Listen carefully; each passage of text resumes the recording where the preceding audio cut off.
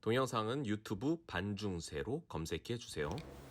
안녕하세요. 오늘은 올레드에 관련된 내용들을 기사 스크랩해 보았는데요.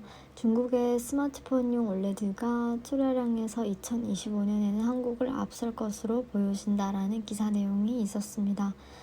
2025년뿐만 아니라 2027년 같은 경우에도 중국이 많이 앞서 보이는 수치를 지금 추정을 하고 있지만 중국의 제품이 상대적으로 저렴하기 때문에 매출 기준으로 봤을 때에는 그래도 한국이 점유율이 중국보다 더 앞설 것이다 라고 예상을 하고 있습니다.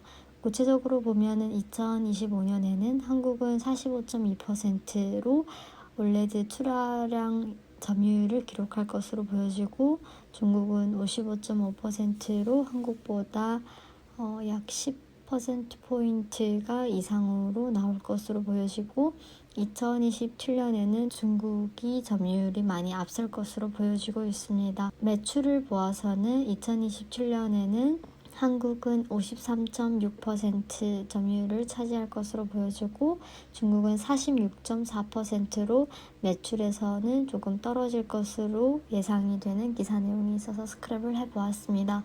이처럼 올레드가 이렇게 인기를 얻을 수 있었던 원인은 제품 자체도 좋지만 디스플레이 업계에서의 그 기술력이 굉장히 좋은 제품이지만 무엇보다도 애플이 여기 올레드를 탑재를 한다라는 그러한 흐름에 따라서 올레드가 조금 더 주목을 받지 않나라는 생각을 하게 되었습니다.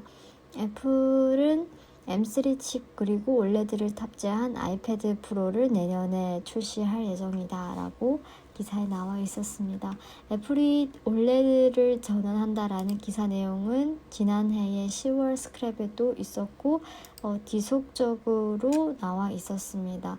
올해 3월 스크랩을 보아도 올레드 패널을 아이패드와 신형 맥북에 탑재를 하겠다라고 애플이 공식적으로 선언을 하기도 했습니다. 또한 애플은 비전 프로를 이번에 출시를 했었는데요. 거기에 소니 1.3인치 마이크로 올레드를 출시할 예정이다 라는 기사 내용도 있어서 같이 정리해 보았습니다. 글로벌 올레드 TV 시장 점유율을 보니 삼성이 아니고 LG가 51.7%로 1위를 차지한 기사 내용이 있더라고요. 보면은 올레드 부분에 있어서는 삼성보다는 LG가 조금 더 위에 있지 않나라는 생각을 하면서 LG에 관련된 기사 내용을 찾아보았는데요.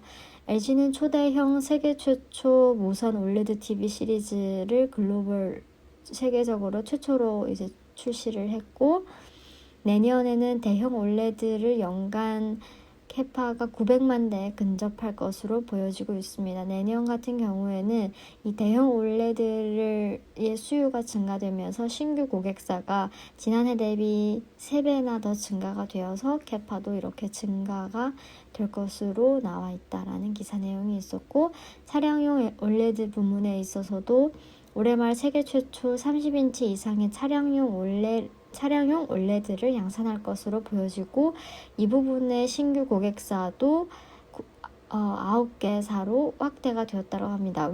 기존에는 3개사로 3개의 업체와 협력을 맺었었는데 내년에는 그 기존 고객의 3배가 더 많아진 9개의 업체와 협력할 것으로 보여지고 있습니다.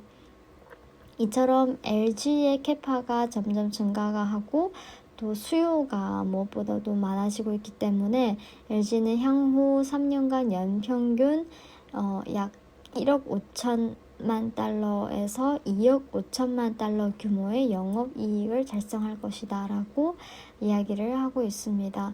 바로 다가올 내년으로만 보아도 2024년 실적 매출액은 198억 달러를 예상을 하고 있고 영업이익은 3억 달러를 추정을 해서 3년 만에 실적 턴어라운드를 전망하는 기사 내용들도 볼 수 있었습니다.